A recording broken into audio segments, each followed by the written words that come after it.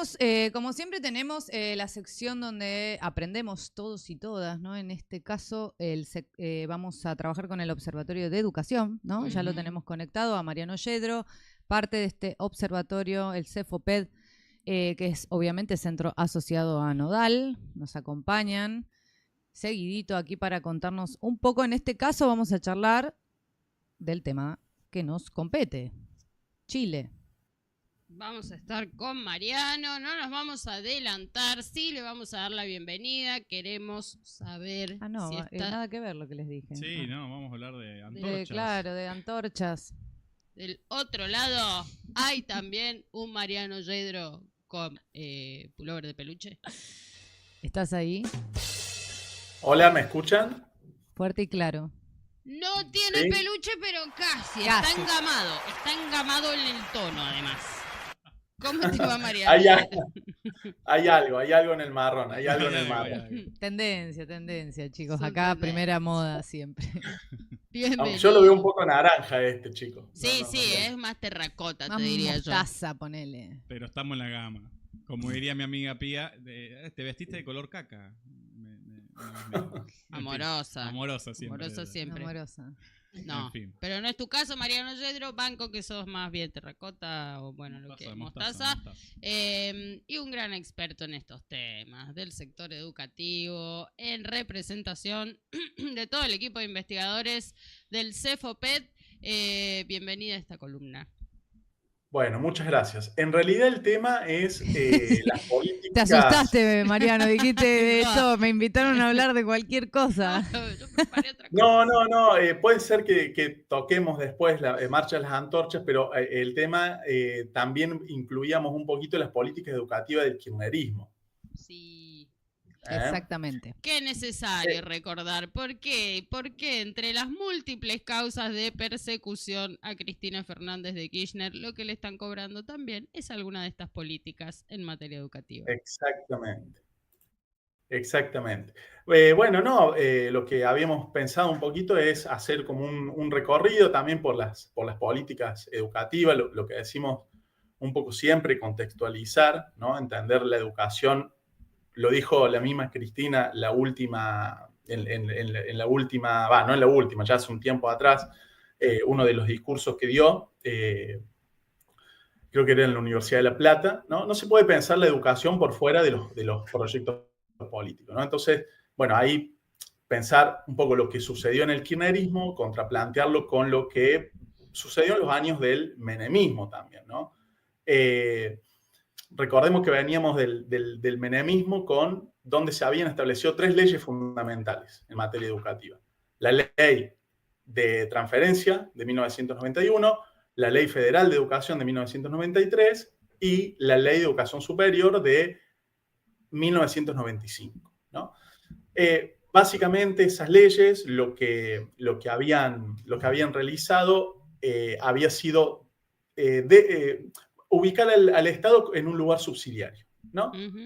Habían descentralizado los niveles secundarios y superior no universitario hacia las provincias, y la Ley Federal de Educación había cambiado la estructura del sistema, pero la había vuelto 10 años obligatoria, ¿no? Pero a la vez concebía la educación como un servicio, ¿no? Y la Ley de Educación Superior hablaba o habilitaba un posible arancelamiento y a la restricción del ingreso, ya en el nivel superior, ¿no? Particularmente en la universidad. Entonces, el kirchnerismo de alguna manera intentó revertir algunos rasgos de este proyecto educativo neoliberal y podríamos decir que durante la presidencia de Néstor Kirchner se establecieron nuevas leyes, ¿no? Voy a mencionar algunas, hay bastante más, pero bueno, mencionamos solamente algunas. Por ejemplo, la ley de financiamiento educativo, ¿no? Que esa pasó del 3% en el 2003 al 6% del PBI en el 2010, ¿no? Y también creó el Programa Nacional de Compensación Salarial Docente, que buscó compensar las brechas salariales que había entre las distintas provincias, ¿no? Y supónganse, a finales de los años 90, había la diferencia entre las provincias, entre los salarios, era de 5 veces, ¿no? Claro, Durante el año del kirchnerismo, kirchnerismo se achicó a 1.8. ¿Quiénes percibían más mayores y quiénes menores? O sea, no provincia por provincia, sino en términos regionales. Bueno, uno puede suponer que Cava, ¿no? Cava, seguramente. Provincia de Buenos Aires. Sí, y después habría que ver ahí cuáles regiones, pero uno supone la del norte, Mariano, Santiago del Estero, Tucumán, bueno, había que, obviamente también Tucumán estuvieron marcados por mucho conflicto docente porque los salarios eran de miseria directamente. Entonces, exactamente. Pero es importante esto que decís, porque obviamente eso tiene que ver con, bueno, derecho a la educación, ¿no? Es una desigualdad estructural de nuestro país, ¿no? Que vino a resolver, ¿no? Mejorando la calidad educativa de los niños y niñas que nazcan, ¿no? En Tafí del Valle o en Capital Federal. Exactamente. Sí. El salario docente, ¿no? Por supuesto. Bueno, después otra ley que importante fue la Ley de Educación Sexual Integral, 2006, que establece la educación sexual integral como un derecho de todos los estudiantes, de todos los niveles. Después quizá lo que fue el corazón del sistema del kirchnerismo, que fue la Ley de Educación Nacional, ¿no? Que ahí es importante porque, en primer lugar, suplanta la Ley Federal de Educación del 93, y lo otro importante es que considera la educación como un bien público, un derecho social y una responsabilidad de los estados, ¿no? Del Estado, ¿sí? Amplía la obligatoriedad, pasa de sala de 5 años a sala de 4 años, ¿no? Y vuelve al sistema a nivel primario, a nivel secundario y establece la obligatoriedad hasta el nivel secundario, ¿sí? Otra cuestión importante de esa ley es que intenta nacionalizar las currículas que se habían provincializado de alguna manera con la Ley Federal de Educación, lo hace a través de un Consejo Federal de Educación.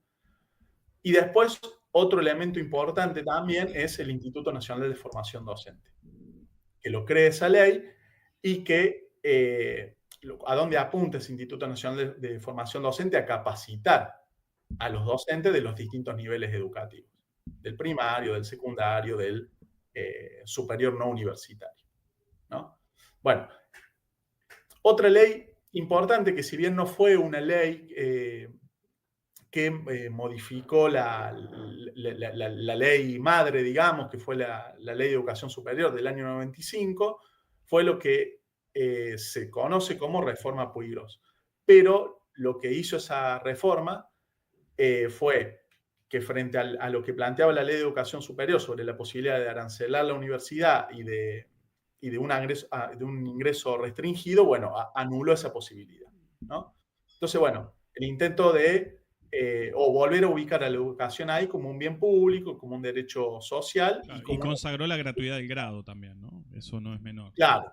Consagrar la gratuidad de la enseñanza de grado universitaria, que no estaba, o sea, que estaba aplicado en términos de la supresión de aranceles del gobierno de Perón en el año 49, ¿sí? Pero que la Ley de Educación Superior del año 95 nada decía en la clave de arancelar la universidad, ¿no? Y eso de manera parcial en algunas universidades así lo fue.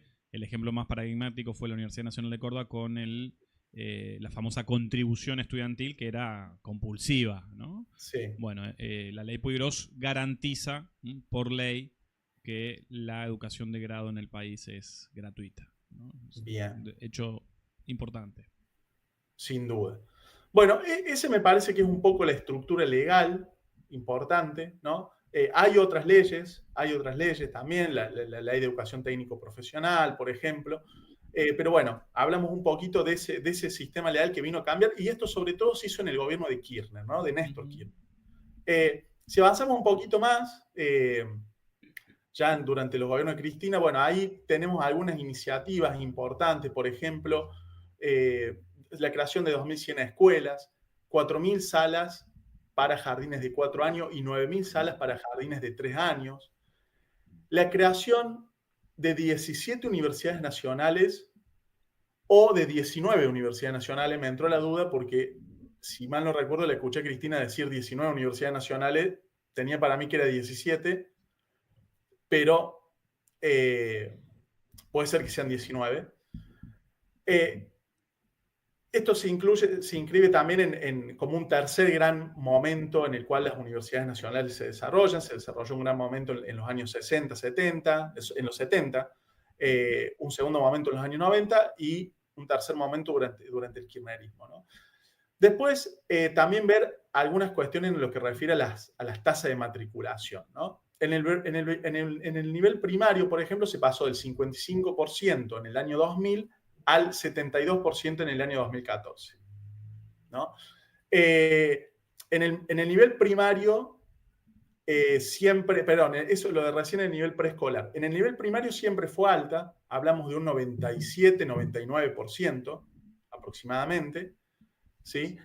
El nivel secundario mantuvo su tasa. Esto siempre depende también de qué lugares lo midan y demás, de qué espacios, pero más o menos hablamos entre el 85 y el 87.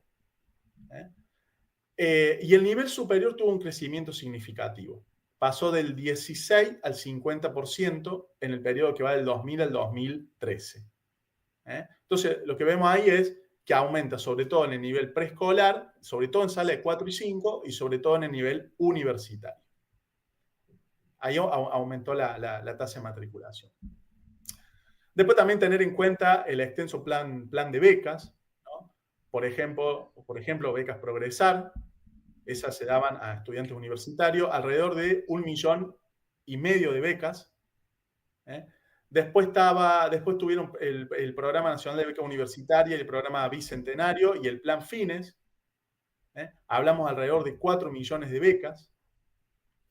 Los canales educativos Paca Paca y Encuentro. Y después un programa que a nosotros nos gusta destacar, que es el programa Conectar Igualdad, ¿no? Que ese programa Conectar Igualdad fue también muy potente porque distribuyó 5,5 millones de netbooks entre el 2010 y el 2015. Bueno, ese programa se fue desarticulando, se desarticuló rápidamente en el 2016. Y bueno, y lo que conversábamos un poco ayer fue, bueno, qué distinto hubiese sido haber mantenido ese programa y que la pandemia nos haya encontrado con ese programa potenciado y a la vez también qué distinto hubiese sido una Argentina pensándolo de esta idea de la nueva fase del capital, ¿no? Muy interesante el recuento, ¿sí?, de la política educativa del kirchnerismo.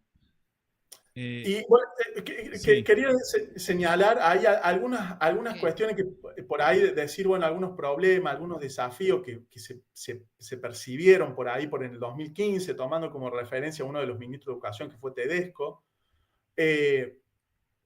Por ejemplo, había algunos desafíos que era la sala que va entre los 45 días y los 3 años, ¿no? Ahí iba el 10% aproximadamente de los estudiantes, ¿no? De los niños,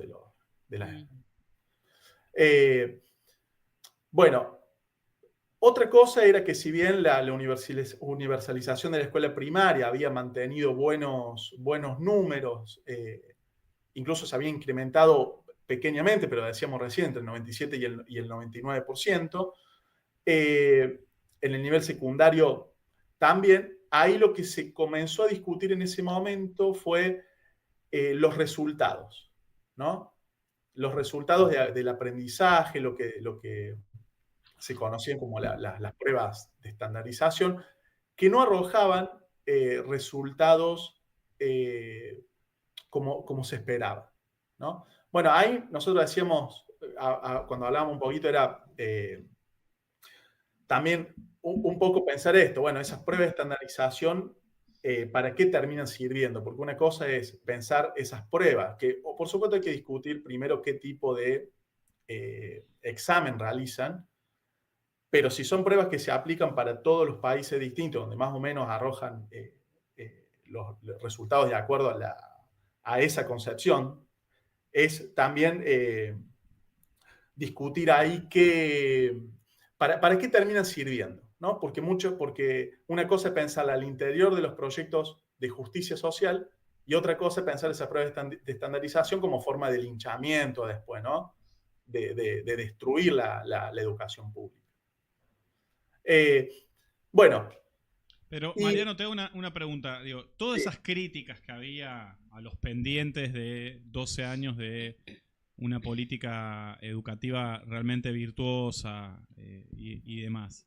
¿Qué pasó, dicho mal y pronto, qué pasó después? Porque las críticas se entiende para mejorar después, ¿no? Para comprender los problemas y tratar de solucionarlos. ¿Qué pasó después del kirchnerismo con esa política educativa? ¿No? Claro, bueno, el tema que tenemos ahí es un poco esto que lo vimos primero durante la experiencia macrista y después durante la experiencia del gobierno de Milei, donde, bueno, lo que vemos ahí es un poco cómo estas pruebas de estandarización terminan de alguna manera siendo una forma de linchamiento y una forma de desprestigiar la escuela pública, los docentes, ¿no? Porque se le termina echando la culpa a los docentes de que no enseñan bien, ¿no? Entonces, bueno, por eso decimos, hay como dos maneras de pensar esas pruebas de estandarización, además de cuestionar si esas pruebas son válidas o no. ¿No? Entonces, bueno, pensar un poco el kirchnerismo a grandes rasgos desde la parte del proyecto educativo nos parece un poco esto que señala Adriana Puigros, que es pensarlo como dentro de una tradición nacional y popular, educativa, emancipatoria, ¿no? Que piensa la educación como un derecho social, ¿no? Eso nos parece importante también porque después, durante los gobiernos de Macri, durante los gobiernos de Milei, lo que apareció fue un poco la idea de la educación como meritocracia, ¿no? Cuando se reconoce ese derecho, como efectivamente me parece que, digo, aunque parezca una obviedad, ¿no? Pero hay momentos en los que esto se tiene que traer una y otra vez al debate, como la educación pública te transforma la vida, pero rotundamente.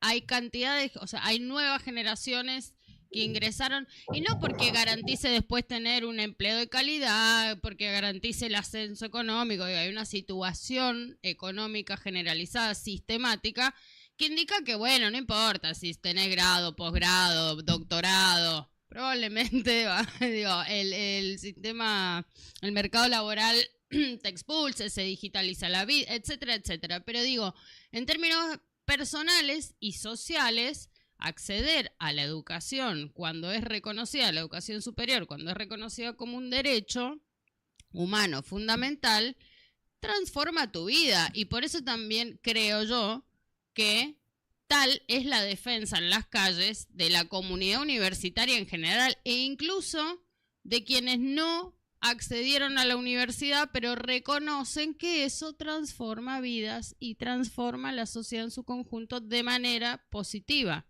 ¿no? Las multitudinarias marchas en defensa de la educación superior, de la educación pública en general, no solo de la superior. Uno enseguida piensa en el movimiento estudiantil, la comunidad organizada, pero esto que decías, la posibilidad de que una criatura ingrese, que tenga el derecho de ingresar a los 4 o 5 años, que tenga la obligación de estudiar, digo, efectivamente para la clase trabajadora es fundamental.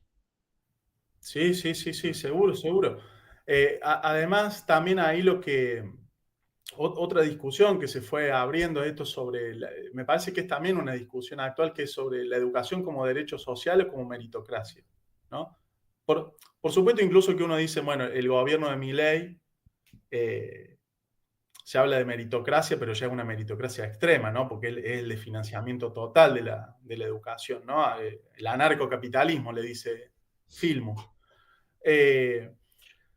Pero digo, hay también pensar la educación, a ver, no solamente como ese lugar que te puede servir para el crecimiento económico, para el desarrollo económico, sino que también tiene que discutir otras cuestiones. ¿Qué es una ciudadanía? ¿Qué tipo de sociedad somos? ¿No es cierto? me parece que una educación como derecho social incluye todos estos aspectos, no solamente que el crecimiento económico, la distribución económica, sino que además esto, bueno, ¿qué es una sociedad? ¿Cómo hacemos para pensar una sociedad integrada? Una cohesión social, una identidad nacional.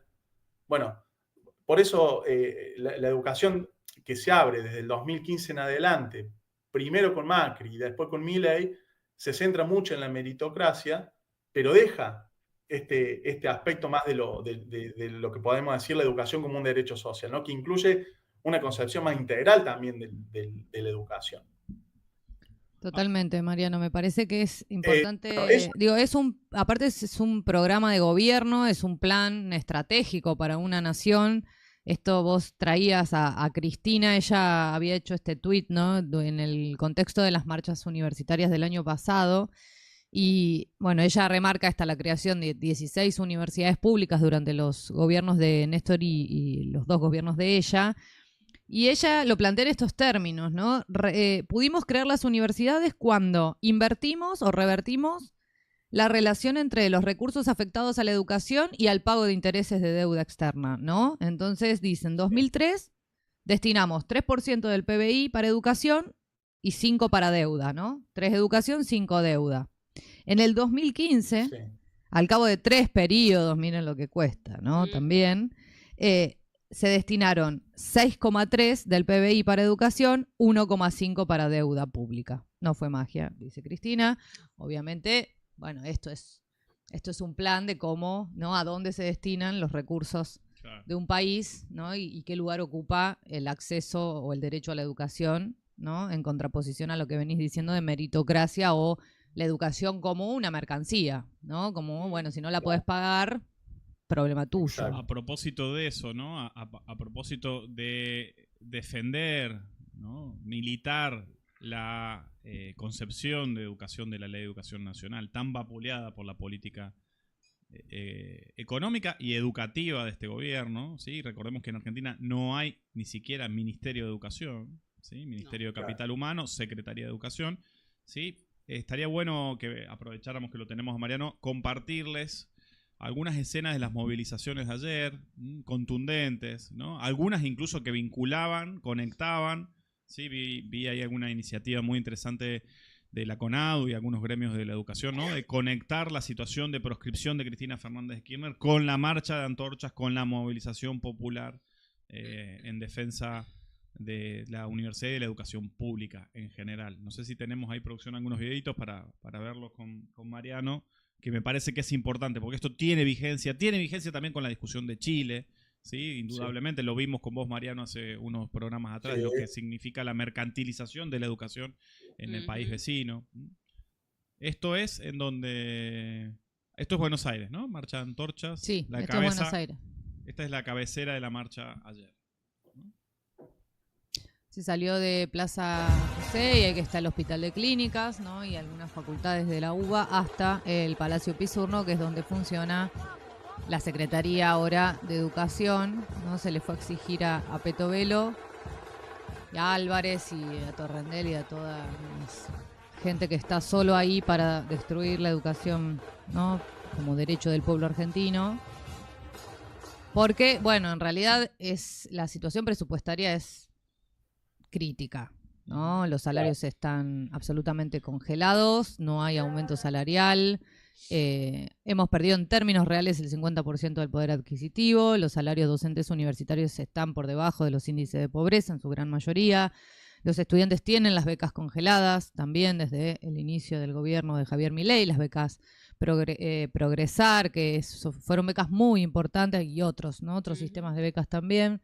Y el presupuesto para el funcionamiento está, bueno, imagínense con los insumos dolarizados, lo que gasta una universidad también en luz, electricidad, insumos también que se importan porque son insumos de laboratorio. Pero eso, la investigación también. Perdonen, vemos imágenes de la movilización contundente en la ciudad de Neuquén, en el sur argentino, impresionante, ¿no?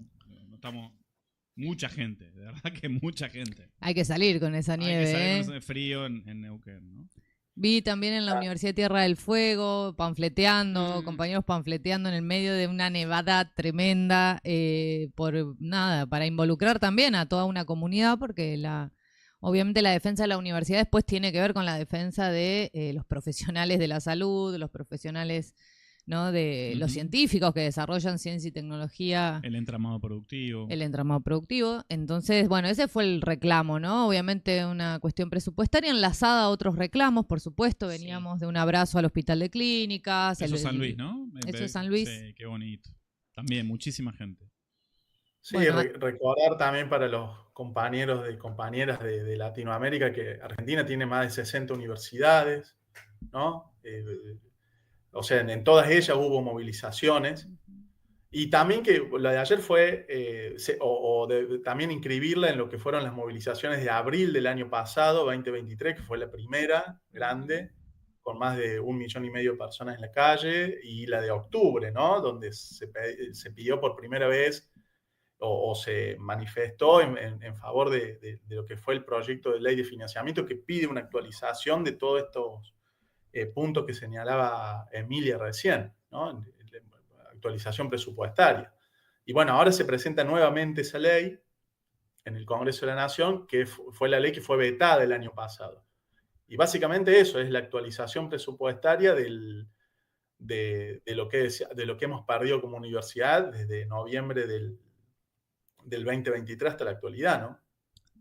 Acá estaba tratando de mirar en términos del PBI también para traerles algunos datos en relación a esto que decís, Mariano, de 60 universidades funcionando. En 2023 se funcionó con el 0,72% del PBI, ¿no? Claro, en relación al total. Y estamos, 0,72 lo recibió, ¿no? Estamos en 0,43. Casi la mitad. Sí, sí. Nos esquilmaron el presupuesto universitario para pagar servicios de la deuda en función de sostener el modelo económico de la valorización financiera, ¿no? Y su corazón, su núcleo, ¿sí? Y el carry trade. ¿sí? Ayer también decían que había una renuncia de 10.000 docentes universitarios. Leíamos un artículo, más o menos hablamos de 200.000 docentes universitarios. O sea que bueno. Muchísimo. Y esto que decía Emilia recién, o sea, tenés Server es más redituable. Que tiene un cargo de 20 horas, ¿no? Digamos, la mayoría no es que podemos vivir estando en la universidad, vivís de eso, ¿no?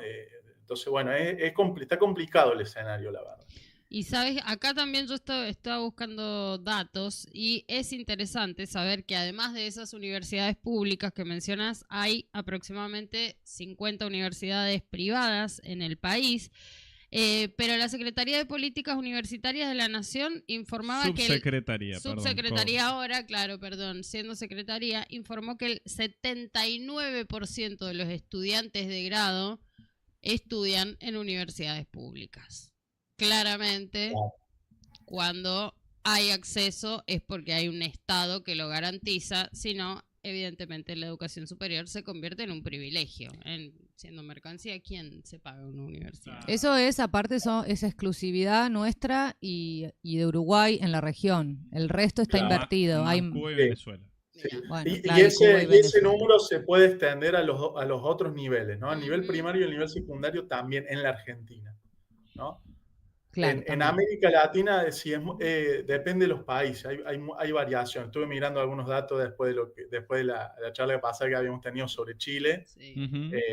Claro, Chile es el país más alto, tiene 60% de matrícula en el nivel secundario en privadas, ¿no? Sí, el mercado de la educación, ¿no? Pero bueno, no por nada está pasando lo que pasa en Chile, no por nada. ¿Sí? El movimiento estudiantil, el movimiento universitario, porque también involucra al personal administrativo, no docente, a los docentes, ¿no?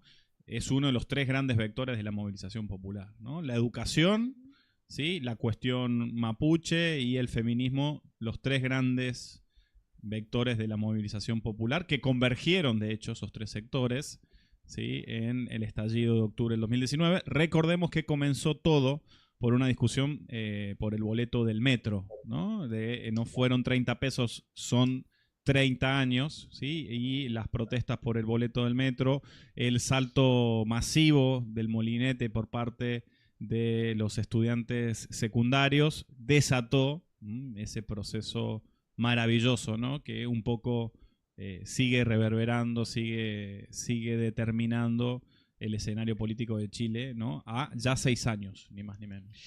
Y nosotros, además, con esta columna, hemos tenido una cantidad de información, y cuando digo nosotros, digo la comunidad de América Latina y el Caribe, información sobre la política educativa de los gobiernos de Néstor y Cristina Kirchner.